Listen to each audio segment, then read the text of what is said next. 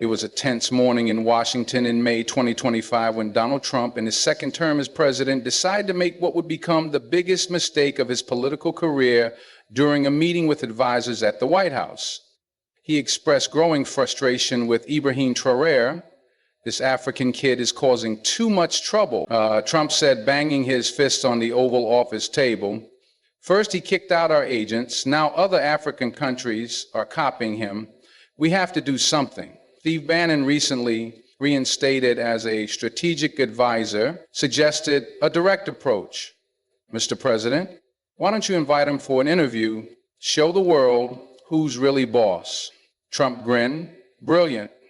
I'm going to humiliate him on national television show that America will not tolerate disrespect from a little African dictator. The call was made immediately. IBRAHIM, my young friend, Trump said with false cordiality. How about a live chat on Fox News? Clear up some misunderstandings between our countries. On the other end of the line in Ouagadougou, IBRAHIM Traoré smiled as he secretly recorded the conversation. Of course, Mr. President, it will be interesting to discuss America-Africa relations publicly. Trump, confident that he would control the narrative, accepted the proposed format, a live debate moderated by Shah Hannity. It will be easy, he told Bannon. I will show this kid how real politics works. What Trump didn't know was that IBRAHIM had spent weeks preparing something special for this very moment. Draku, IBRAHIM said after hanging up Trump, has just fallen into the perfect trap. Prepare all the documents we have collected on him in the last few months, President. Are you sure this could cause a diplomatic crisis? The minister warned. Crisis already exists, IBRAHIM replied coolly. Trump has declared an unofficial war on Africa. Time to show consequences in the days leading up to the televised showdown.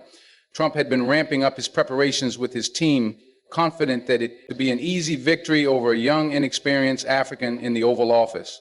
He was reviewing his attack points with aides. I want to expose all his weaknesses, Trump said. Studying briefings on Burkina Faso, terrorism, poverty, military coup, I will systematically destroy him.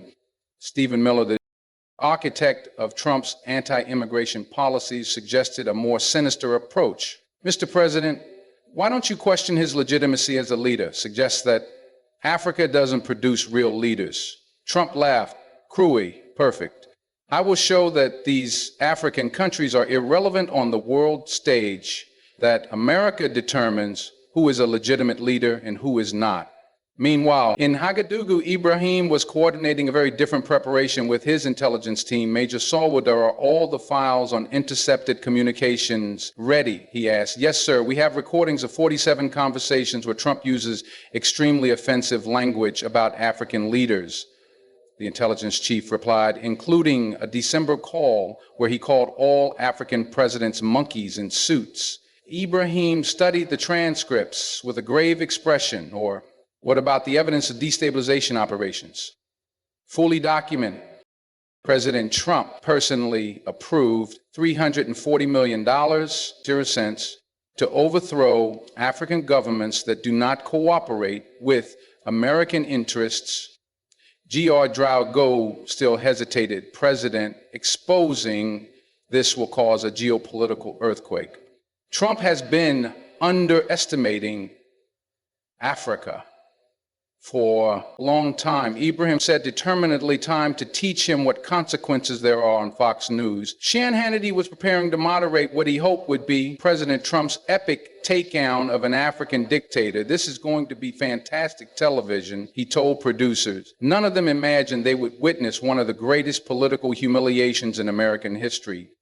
The evening of May 29, 2025 arrived with an anticipation that neither side had. Adequately anticipated in the Fox News studios, Trump adjusted his tie with characteristic confidence, convinced that it would be a triumphant evening. On the other side of the world, IBRAHIM Traoré sat serenely in his office, a briefcase of explosive documents at his side. Good evening, America, began Sean Hannity. Tonight we have a historic showdown between President Trump and President IBRAHIM Traoré over the future of America-Africa relations. The screen split to show Trump in the plush Fox studio and Brandt in a simple but dignified presidential setting, President Trump, Hannity. began, many Americans want to know, how do you intend to deal with the growing challenges from African leaders who are questioning American authority? Trump leaned forward aggressively. Shah, it's simple. America first means we don't tolerate disrespect from anyone, especially from countries that depend on our aid, IBRAHIM Trump said, turning to the camera with a cruel smile. You need to understand that America determines the world order. Countries like yours exist because we allow them to. IBRAHIM remained calmly seated. Interesting perspective, Mr. President. Perhaps we should discuss what you really think about African leaders when you think no one is listening. What are you talking about? Trump asked, the first hint of discomfort crossing his face. I'm talking about the call you made last December to the president of France, IBRAHIM said calmly, where you referred to African presidents as monkeys in suits who need to be disciplined. The studio went completely silent. Trump howled, visibly. That's a lie. Really? IBRAHIM asked, smiling for him. The first time, Hannity, would your producers like to play the recording I have here? The panic in Trump's eyes was palpable. He knew exactly what conversation IBRAHIM was having. Shay Hannity was visibly panicked, realizing that the situation had gotten completely out of hand. President Traoré, these are very serious allegations. They are not allegations. IBRAHIM interrupted calmly. These are documented facts. Would you like to play the recording now, or would President Trump prefer to explain first?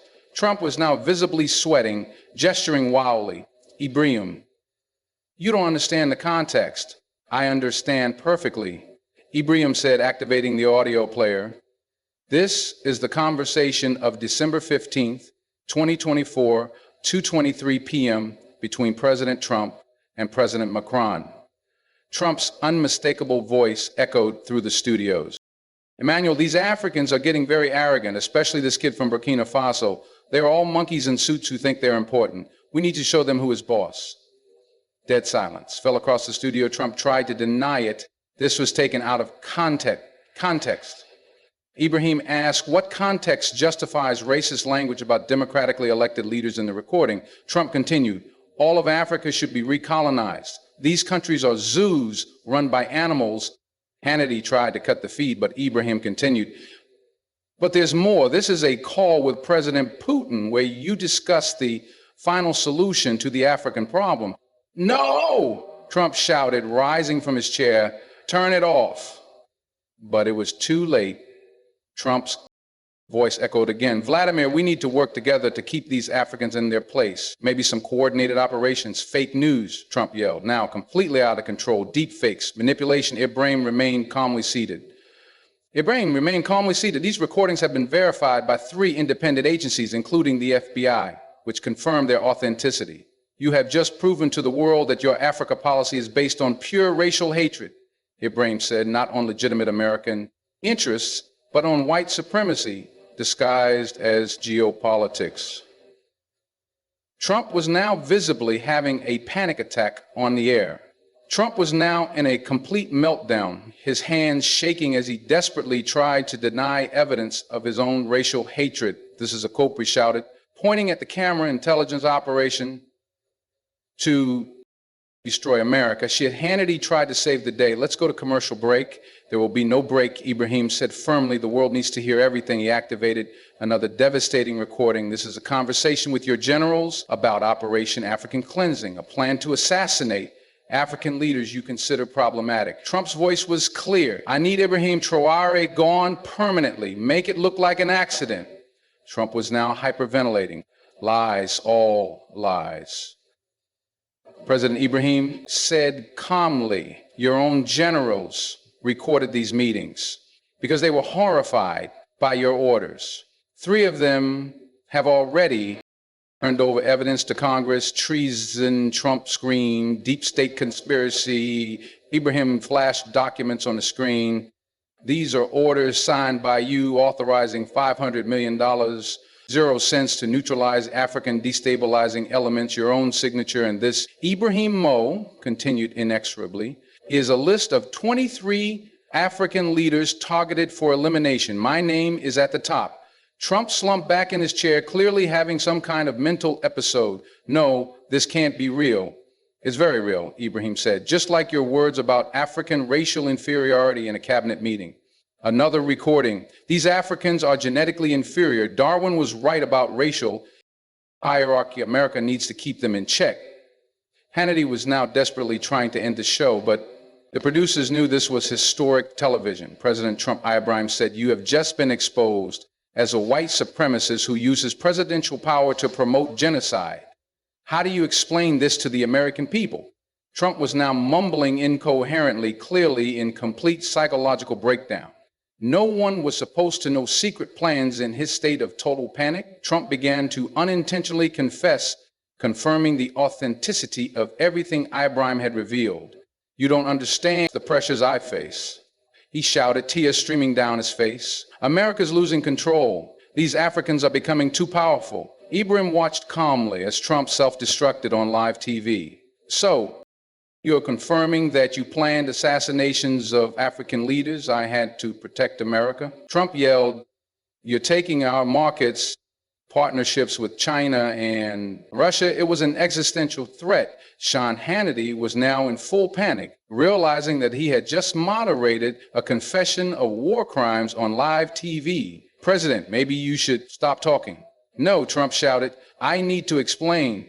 Ibrahim ruined everything. Decades-long plans. Destroyed by an African boy." "What plans?" Ibrahim asked, knowing that Trump was now confessing everything. "Operation Free Africa," Trump said, completely out of control. "Remove all independent African leaders, recolonize the continent. Through puppets, it was the only way to keep America great." "And how did you plan to do that?" "Assassinations, coups, civil war, anything necessary." Trump was now confessing to planned genocide on national television. "Africa should serve America, not compete with us," Ibrahim remained impassive. "Mr. President, you just confessed to planned genocide against the African people on world television. It was necessary," Trump mumbled, finally realizing the magnitude of what he had said. "America first, whatever the cost."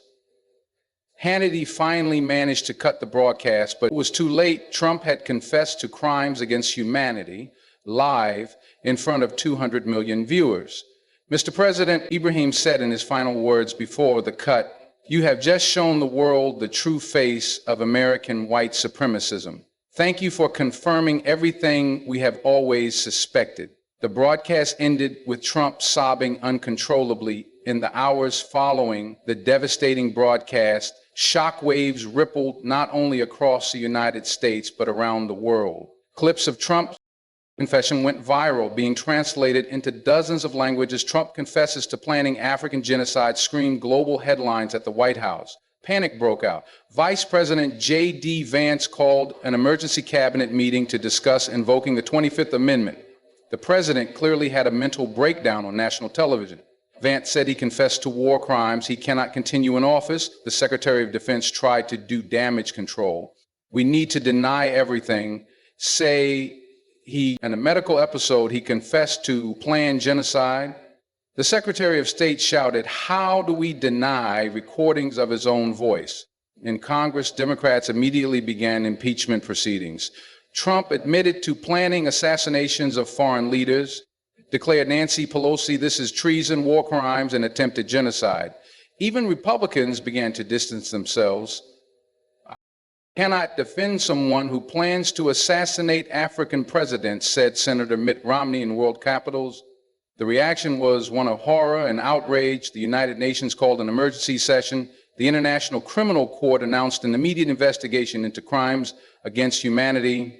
Trump's confession is prima evidence of genocidal intent. The chief prosecutor declared China and Russian traditional rivals of the United States issued a joint statement condemning the supremacist barbarity of the American regime.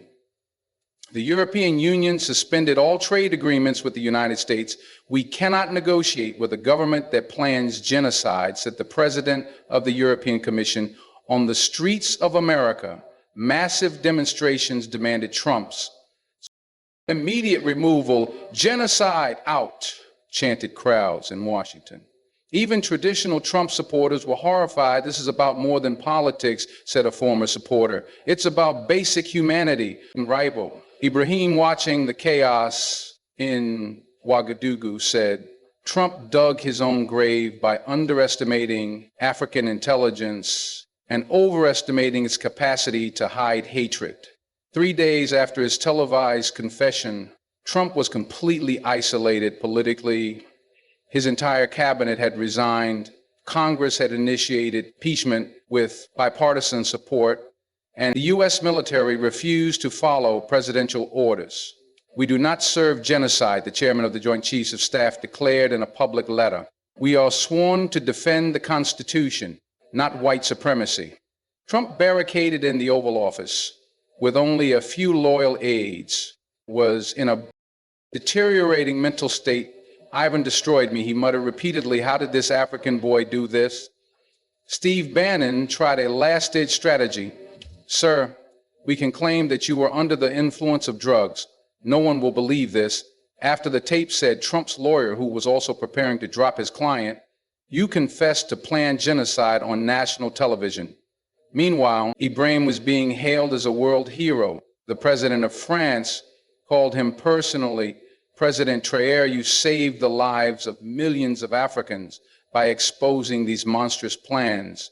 Pope Francis issued a special statement. President Traoré demonstrated extraordinary moral courage in exposing hatred that threatened all of humanity. Universities around the world were offering honorary doctorates. The Nobel Peace Prize was being considered for IBRAHIM. He didn't just defend Africa, said a committee member. He defended civilization against barbarism. In the U.S. Senate, the impeachment vote was unanimous, 100-0. Trump's confessed crimes are indefensible, said the Republican leader. Treason, attempted genocide, conspiracy against humanity. Trump tried to make his final speech on TV, but the networks refused to broadcast it. We will not give a platform to an avowed supremacist, said CNN's president when federal marshals arrived at the White House with an arrest warrant for war crimes. Trump was still muttering, Ibrahim, how did he know? Everything. The answer was simple. Ibrahim had completely overestimated his adversary. Preparing for war while Trump played on racial hatred, 6 months after his devastating televised confession, Donald Trump sat in the dock at the International Criminal Court in The Hague, facing formal charges of crimes against humanity and conspiracy to commit genocide. Ibrahim Traoré was the prosecution's star witness. Your honorable judges, Ibrahim said during his testimony, I present evidence of a systematic plan to eliminate independent African leadership and recolonize the continent through violence. The evidence was overwhelming. Recordings, signed documents, bank transfers for assassination operations, testimony from horrified American military personnel. The defendant publicly confessed to genocidal intent. The prosecutor declared, rarely do we have such clear evidence of men's for crimes of this magnitude. Trump, represented by a trial lawyer, argued a defense of temporary insanity. My client was under extreme stress. Stress does not justify planning to commit genocide. The presiding judge interrupted. The evidence shows years of conspiracy, not impulsive decision. During the trial, horrific details emerged. Trump had approved $2 billion, 0 cents for Operation Free Africa, a plan to assassinate 47 African leaders in 18 months. His target list included democratically elected presidents, human rights activists, intellectuals. The former CIA director testified this was a planned genocide of African elites. Ibrahim testified about the psychological impact. Finding out that a superpower president was planning your assassination is traumatic, but worse is knowing that he viewed all Africans as subhuman. The verdict was unanimous, guilty on all counts. Trump was sentenced to life in prison. The defendant demonstrated total contempt for human dignity, the judge said at the sentencing. His crimes represent a return to the genocidal mindset that the world swore it would never allow again in the streets of Washington. Crowds celebrated justice has been done. Protesters chanted, "Genocide!" In jail in Africa, Ibrahim was welcomed as a continental savior. He protected us from a modern-day Holocaust. The African Union chairman said Trump led a way in. Handcuffs were still muttering. Ibrahim, how did he do it? 2 years after exposing and toppling Donald Trump, IBRAHIM Traoré had become a transformational figure in world politics. The United States, under new leadership, had formally apologized to Africa and paid $50 billion, 0 cents, in reparations for genocidal conspiracy Ibrahim was in New York. Addressing the UN General Assembly's special session on prevention of genocide in the 21st century 2 years ago, I exposed plans for genocide against Africa. He told the packed auditorium, "Today, we see that eternal vigilance is the price of freedom." Applause echoed for minutes. Delegates from 193 countries rose to their feet in applause, recognizing a man who had saved millions of lives. Trump represented a colonial mentality that has never fully died. Ibrahim continued. He believed that Africa existed to serve the West, that Africans were disposable subhumans. His downfall proves that the era of impunity is over. Leaders who plot genocide will face justice, no matter how powerful they think they are. The UN unanimously approved the Traoré Protocol, a global monitoring system to detect genocidal planning by any government. We will never again allow racial hatred to become state policy. The Secretary General declared Ibrahim had been elected President of the African Union, uniting the continent as never before. Trump inadvertently gave us a gift, he said in an interview. He showed that we needed to be united to survive. Africa was thriving with new unity. The continent's GDP grew 15% a year. Investments in education, health, and technology transformed the continent. The Trey effect created an African Renaissance, one economist observed. In a maximum security prison, Trump languished, still obsessed with the man who destroyed him. How did he know? He repeatedly asked guards. The answer was simple. Ibrahim had prepared for war while Trump had toyed with hatred. One had studied his enemy carefully, the other had underestimated his adversary. Based on racial prejudice, history would remember Ibrahim Traoré as a man who saved an entire continent and proved that intelligence overcomes hatred, that preparation defeats arrogance, that Africa would never again be submissive to anyone.